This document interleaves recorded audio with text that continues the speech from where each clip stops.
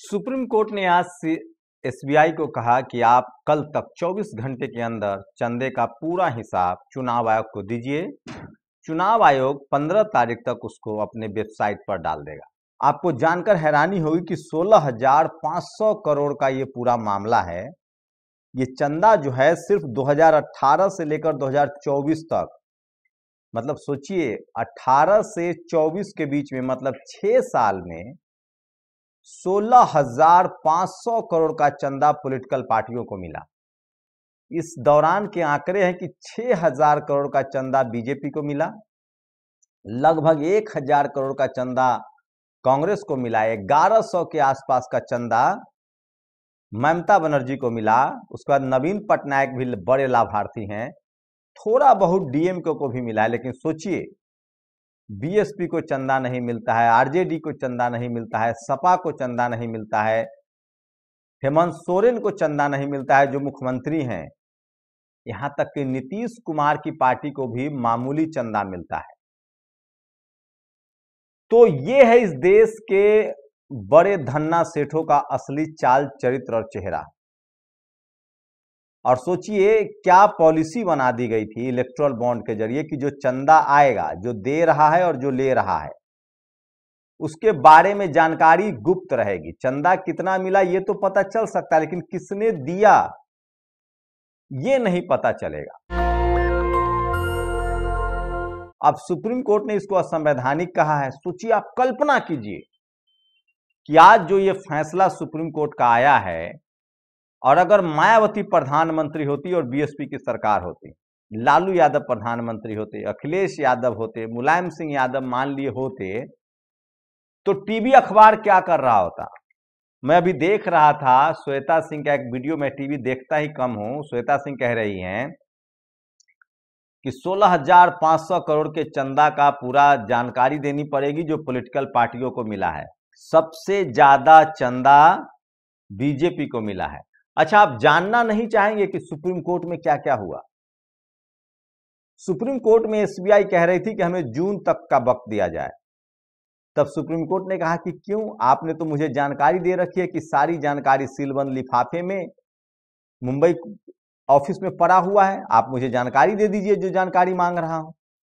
अब सवाल है कि जो जानकारी आएगी, और जब इतना हिला हवेली हो रहा है, इतना मीन मेक हो रहा है, तो क्या गारंटी है लोग उसको, एक तो सीलबंद लिफाफा जो है वो सुप्रीम कोर्ट में जाना चाहिए।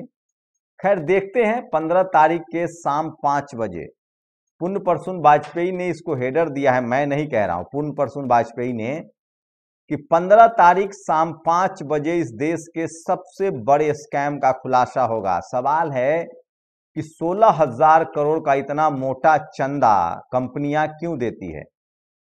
आपको जानकर हैरानी होगी कि कुछ चंदा तो घाटे की कंपनियों का कयास लगाए जा रहे हैं कि कुछ चंदा तो घाटे वाली कंपनियों ने भी दिया है। तो सोचिए कि इस देश में, मेरा सवाल ये है कि अगर चंदा लोगों ने दिया है, लिया है, तो आप कल्पना कीजिए, ये देश के बहुजन नेताओं को सोचना चाहिए कि आपको चंदा क्यों नहीं मिलता है। सोचिए, जो समाज, जो इस देश का धन्ना सेठ, दलित, पिछड़े, आदिवासियों की पॉलिटिकल पार्टी को चंदा तक नहीं देता है। मैं तो कई बार सोचता हूं कि मायावती जी, अखिलेश यादव, तेजस्वी यादव, जिन पर लगता है कि टिकट बेच रहे हैं, लोग पार्टी चला ले रहे हैं, यही बहुत बड़ी बात है। सोचिए, 60 साल राज करने वाली कांग्रेस कह रही कि हमारे पास 200 करोड़ रुपए नहीं है। तो ये मायावती जी, अखिलेश यादव को कौन लोग भ्रष्ट कहते हैं, ये सबसे बड़ा सवाल है, और तेजस्वी यादव को। तो खैर, इन लोगों को जवाब देना चाहिए। लेकिन एक बात तो तय है कि इस देश में चंदा देने में भी पॉलिटिकल पार्टियों के नेताओं की जाति देखी जाती है। अगर सबको बराबर का चंदा दिया जाता तो आरजेडी, जेडीयू, जेएमएम, बीएसपी सब मालामाल होती। तो 2018 से 2024 के बीच जो 16,000 करोड़ रुपए चंदा आए हैं, उसमें आप बताइए सबसे ज्यादा हिस्सा बीजेपी के खाते में, लगभग 6,000 करोड़ रुपए। लोग तंज कर रहे हैं सोशल मीडिया पर। सुप्रीम कोर्ट में एसबीआई कल क्या कह सकता है? रणविजय सिंह ने तंज किया, हमारा सर्वर डाउन है, प्रिंटर नहीं चल रहा है, अभी लंच चल रहा है, आप कतार में हैं। इस तरह के, सोचिए, जो सरकार कह के आई थी कि हम स्विस बैंक के अकाउंट जारी करेंगे, वो सरकार एसबीआई के डेटा नहीं जारी करने की कोशिश कर रही है। ये भी सरकार पर सवाल उठ रहे हैं। मोदी के संविधान बदलने के लिए 400 सीट चाहिए। ये तो खैर कल वाली खबर है, इसको तो मैं बताऊंगा, लेकिन आज जो सबसे बड़ी खबर है वो चंदे वाली खबर है। और सोचिए, सुप्रीम कोर्ट का डंडा चला। इसी तरह के माहौल हो गए थे 2014 में, जब मनमोहन सिंह की सरकार थी। इलेक्ट्रल बॉन्ड प्रकाशित करने के लिए एसबीआई द्वारा 4.5 महीने मांगने के बाद साफ हो गया था कि मोदी सरकार अपने काले कारनामे पर पर्दा डालने की हर संभव कोशिश कर रही है। आज के माननीय सुप्रीम कोर्ट के फैसले से देश को जल्द इलेक्ट्रल बॉन्ड से भाजपा के चंदा देने वालों की लिस्ट पता चलेगी। आपके भी चंदा की पता चलेगी सर। अब भी देश को यह नहीं पता चलेगा कि भाजपा के चुनिंदा पूंजीपति चंदा धारक किस किस ठेके के लिए मोदी सरकार को चंदा देते थे। उसके लिए माननीय सुप्रीम कोर्ट को उचित निर्देश देना चाहिए। मीडिया रिपोर्ट से तो उजागर हुआ है कि भाजपा किस तरह ईडी, सीबीआई, आईटी रेड डलवाकर जबरन चंदा वसूलती थी। सुप्रीम कोर्ट का फैसला पारदर्शिता, जवाबदेही और लोकतंत्र में बराबरी के मौके की जीत है। सवाल है कि जिन दलों ने चंदा दिया है और उनको काम मिल रहा है, तो क्या इसको कॉन्फ्लिक्ट ऑफ इंटरेस्ट न माना जाए? नहीं माना जाए कि उनको काम इसलिए मिला कि उन्होंने चंदा दिया है। सुप्रीम कोर्ट में इलेक्ट्रल बॉन्ड के मुद्दे पर एसबीआई को तगड़े फटकार लगे हैं। आप देश के सबसे बड़े बैंक हैं, हमारा आदेश क्रिस्टल क्लियर है, आप कह रहे हैं कि हमारे आदेश पालन करना मुश्किल हो रही है। ये बड़ा सवाल है। तो सोचिए, तमाम इंस्टीट्यूशन से इसी तरह की आवाज आनी चाहिए थी। और इलेक्ट्रल बॉन्ड, सोचिए डॉक्टर सतीश प्रकाश, इलेक्ट्रल बॉन्ड चुनावी चंदे का धंधा। अब ईडी जांच करे न, घाटे में रहने वाली कंपनी आखिर सरकार को क्यों चंदा दे रही थी? क्या ईडी जांच करेगी कि जो कंपनियां घाटे में हैं वो क्यों चंदा दे रही है? इस तरह के भी बयान हैं। प्रभाकर मिश्रा ने 2 ट्वीट लिखे हैं। एसबीआई की याचिका खारिज, सुप्रीम कोर्ट का आदेश। 12 मार्च तक ब्यौरा उपलब्ध कीजिए। चुनाव आयोग को निर्देश, 15 मार्च तक आयोग अपनी वेबसाइट पर पब्लिश करे। ये बड़ी खबर है। और सोचिए, इस देश के चुनाव लड़ने वालों की पूरी जन्म कुंडली चुनाव आयोग के वेबसाइट पर होती है। तो एसबीआई को सुप्रीम कोर्ट की चेतावनी, अगर इस आदेश का पालन नहीं हुआ तो कोर्ट की अवमानना की कार्रवाई के लिए तैयार रहिए। पहले 6 मार्च तक कहा था, उसने जून तक का समय मांगा था। अब सुप्रीम कोर्ट कह रही कि आप अब मौका नहीं मिलेगा। एसबीआई ने सुप्रीम कोर्ट में इलेक्ट्रल बॉन्ड का ब्यौरा देने के लिए और मोहलत देने की मांग की है। एक एप्लीकेशन असिस्टेंट जनरल मैनेजर की तरफ से दायर हुई है। कोर्ट ने इस पर नाराजगी जताते हुए कहा कि एसबीआई की गंभीरता इसी बात से जाहिर हो रही कि एक assistant general manager supreme court के आदेश में बदलाव की मांग कर रहा है। इस तरह के कुछ कठोर टिप्पणी आए हैं सुप्रीम कोर्ट के, जो मैं आपको बता रहा हूं, ये कोई और नहीं बताएगा। एसबीआई के वकील साल्वे ने दलील दी कि इलेक्ट्रल बॉन्ड खरीदने की तारीख और खरीदने वाले का नाम एक साथ उपलब्ध नहीं है। उस कोड किया गया है, उसे डिकोड करने में समय लगेगा। सीजीआई ने कहा, आपके एप्लीकेशन में ही कहा गया है कि डोनर्स का डिटेल सील्ड कवर में संबंधित ब्रांच में रखा गया था और सभी sealed cover Mumbai main branch में भेज दिया गया है। जस्टिस संजीव खन्ना, मिस्टर साल्वे, केवल सील्ड कवर को खोलना है, दिक्कत कहाँ है? तो ये तमाम बड़ी खबरें हैं जो सुप्रीम कोर्ट ने कहा है। सुप्रीम कोर्ट मन बना चुका है, चूंकि उसने घोषित कर दिया है। पॉलिटिकल बयान भी आए हैं। पवन खेरा, कांग्रेस प्रवक्ता हैं, जो सत्ता में आए थे, स्विस बैंक के खातों को सार्वजनिक करने की बात करके वो आज एसबीआई तक के आंकड़ों को सार्वजनिक करने में थर थर कांप रहे हैं। सोचिए, किस तरह के बड़े बड़े वादे किए गए थे कि स्विस बैंक से काला धन आएगा, सबके खाते में 15-15 लाख जाएंगे।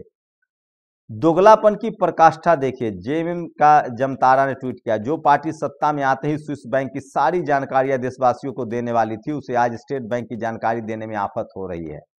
भाइयों बहनों, इलेक्ट्रल बॉन्ड से इन लोगों ने जनता से छुपाकर जितना पैसा अंदर किया है ना, अगर उसकी जानकारी सामने आ गई तो 15 लाख छोड़िए, हर हिंदुस्तानी वाली बात सच हो सकती है, उससे भी ज्यादा। सोचिए, इन 10 सालों में कितना लूटा और संस्थाओं पर, मीडिया पर कब्जा करके उस लूट को बाहर नहीं आने देते। लेकिन कब तक? जिस दिन ये सरकार हटेगी और जांच हुई तो मालूम पड़ेगा आजाद भारत ही नहीं बल्कि विश्व की सबसे बड़ी ज्यादा भ्रष्टाचार वाली सरकार होगी। तो प्रधानमंत्री नरेंद्र मोदी पर सुप्रीम कोर्ट के बहाने बड़े हमले हो रहे हैं। सवाल है कि एसबीआई क्यों आनाकानी कर रही थी? तो ये तमाम बड़ी खबरें हैं जो सोशल मीडिया पर वायरल है, और एक एक खबर मैं बता रहा हूं कि सोशल मीडिया ही सच्चा मीडिया है, सोशल मीडिया ही बहुजन मीडिया है। तो इलेक्ट्रल बॉन्ड की खबर से कोहराम मच गया है, बीजेपी सख्ते में है। नदीम जावेद ने ट्वीट किया है, माननीय सुप्रीम कोर्ट द्वारा एसबीआई को कल तक इलेक्ट्रल बॉन्ड से जुड़ी आवश्यक जानकारियां सौंपने का आदेश स्वतः अत्यंत स्वागत योग्य है। भाजपा देश में राजनीतिक भ्रष्टाचार को लीगल करना चाहती है, तभी एसबीआई पर तथ्यों को छुपाने का दबाव बना रही है। स्टेट बैंक को भाजपा का स्विस बैंक बनने नहीं दिया जाएगा। तो सोचिए, इस तरह के बड़े आरोप लग रहे हैं, इस एक खुलासे से हड़कंप मचा हुआ है। तो सोशल मीडिया पर ये तमाम बड़ी खबरें हैं जो आज लोग शेयर कर रहे हैं। और एकमात्र जो रिटायर्ड आईएएस हैं सूर्य प्रताप सिंह, उन्होंने इसके पक्ष में कहा है कि कौन सी आफत आ जाएगी अगर जानकारी नहीं दी जाएगी, तो थोड़ा वक्त है, संविधान पलट जाएगा क्या? तो क्या सूर्य प्रताप सिंह संविधान पलटना चाहते हैं? ये भी बड़ी खबर है जो सोशल मीडिया पर वायरल है। और इसलिए मैं कह रहा हूं कि सोशल मीडिया ही सच्चा मीडिया है, सोशल मीडिया ही बहुजन मीडिया है। और आज की सबसे बड़ी खबर इलेक्ट्रल बॉन्ड को लेकर जो खुलासा हुआ है, उससे साफ है कि अब एसबीआई को बताना पड़ेगा। लेकिन सवाल है कि सोचिए, 16,000 करोड़ का चंदा आता है, 16,000 करोड़ का चंदा। मेरी दिलचस्पी इस बात को जानने में है कि 16,000 के चंदे में कोई भी धन्ना सेठ सपा, बसपा, आरजेडी, जेडीयू को चंदा क्यों नहीं देता है? क्या दुश्मनी है इस देश के दलित, पिछड़े, आदिवासी किसानों की पार्टी से? सोचिए, उसके सरकार में ठेकेदारी वही करते हैं, सारे बड़े कॉन्ट्रैक्ट वही लेते हैं, उसके बाद भी वो बहुजन दलों को चंदा नहीं देते हैं। इससे साफ जाहिर होता है कि कहीं ना कहीं इस देश में जातिवाद, सबसे ज्यादा जातिवाद कॉर्पोरेट सेक्टर में है। आप कल्पना कर सकते हैं, इस तरह के हालात हैं कि इस देश में दलित, पिछड़े, आदिवासियों की पार्टी को चंदा नहीं मिलता है। और आप चंदा देने की बात अगर जान जाएं तो अब आप कल्पना कर सकते हैं कि बीएसपी को 1 रुपया का चंदा नहीं मिला है। जो बीएसपी सरकार 4-4 बार सत्ता में रही है, सोचिए, जेएमएम जो मुख्यमंत्री थे हेमंत सोरेन, अभी भी सरकार है, उसको 1 रुपए का चंदा नहीं मिलता है। लोग तंज भी कर रहे हैं। मिस्टर हक ने लिखा है, इलेक्ट्रल बॉन्ड वाली फजीहत से बचने के लिए सरकार आसाम सीए का नोटिफिकेशन ला सकती है। तो खबरों को किसी भी तरह से टर्न आउट देना है, क्योंकि खबरें तो ये चल रही है तेजी से, और अब ये टीवी में भी चल रही है। तो इस खबर को टर्न आउट करना है, तो सवाल है कि इस खबर को दबाया कैसे जाए। तो उसके लिए सीए एनआरसी का नोटिफिकेशन आ सकता है। तो ये तमाम आज की जो झकझोरने वाली खबर है, इलेक्ट्रल बॉन्ड को लेकर सरकार की फजीहत हो रही है, लोग सरकार पर निशाना साध रहे हैं। और सोचिए, उससे भी बड़ा गंभीर है, सरकार को सबसे ज्यादा चूंकि बीजेपी को चंदा मिला है, बीजेपी सत्ता में है, मोदी जी के परिवार के कुछ सदस्य एसबीआई के अंदर बैठे हुए हैं। वो देश के सामने इलेक्ट्रल बॉन्ड की सच्चाई नहीं आने देना चाहते हैं। बड़ी खबर, सुप्रीम कोर्ट ने एसबीआई की याचिका को खारिज किया, 24 घंटे के चंदे का हिसाब देने का आदेश दिया। विनोद झाकर ने लिखा है, मोदी जी के परिवार के कौन लोग एसबीआई में बैठे हुए हैं भाई? अच्छा, वो मोदी जी ने कहा था ना कि पूरा देश मेरा परिवार है, तो उनके समर्थकों को उनका परिवार कहा जा रहा है। तो ये इस तरह के हालात हैं। यहाँ तक कि आज विपक्ष के कांग्रेस के अध्यक्ष और राज्यसभा विपक्ष के नेता, कांग्रेस नेता, राज्यसभा मेंबर, उन्होंने कहा है कि सीएजी की रिपोर्टें नहीं आने दी जा रही है। तमाम संवैधानिक संस्थाओं की तरफ से रिपोर्टें रोकी जा रही है।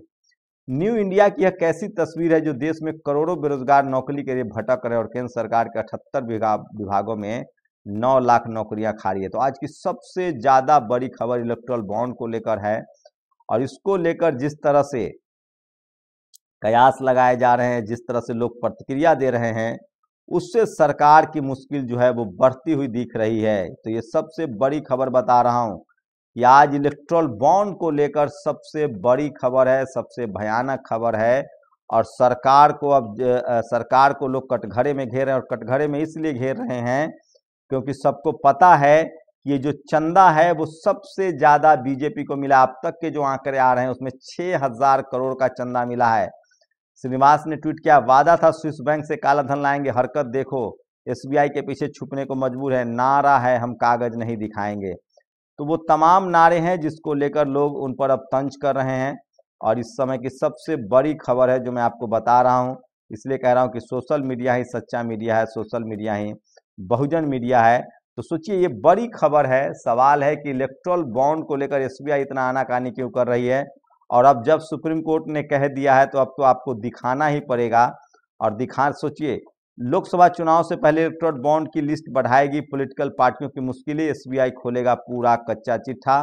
तो ये साफ हो गया है कि अब आपको किसी भी कीमत पर इसकी जानकारी देनी पड़ेगी, आपको बताना पड़ेगा कि चंदा किसने दिया, कितना चंदा दिया।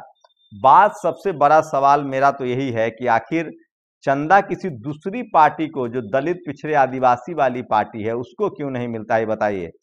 और लास्ट में राहुल गांधी का बयान, इलेक्ट्रल बॉन्ड भारतीय इतिहास का सबसे बड़ा घोटाला साबित होने जा रहा है। सुप्रीम कोर्ट के फैसले पर राहुल गांधी का बयान है। राहुल गांधी ने इसको पॉलिटिकल इशू बनाया और उन्होंने कहा है कि ये भारत का सबसे बड़ा घोटाला है।